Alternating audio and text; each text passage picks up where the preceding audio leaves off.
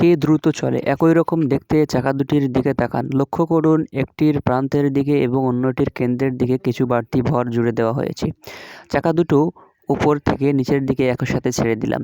লক্ষ্য করবেন যে চাকাটির কেন্দ্রে ভর রয়েছে, সেটির গতিবেগ বেশি হবে এবং দ্রুত গন্তব্যে পৌঁছাবে। পক্ষান্তরে যে চাকাটির প্রান্তে ভর রয়েছে সেটি ধীরে চলবে এবং তুলনামূলকভাবে পরে গন্তব্যে পৌঁছাবে। প্রতিটি চাকার ভর ও ব্যাসার্ধ একই, শুধু একটির প্রান্তের দিকে এবং অন্যটির কেন্দ্রের দিকে ভরের বিভাজন বেশি। কৌণিক ভরবেগ ঘূর্ণায়মান বস্তুর ভর, গতিবেগ এবং ব্যাসার্ধের উপর নির্ভর করে।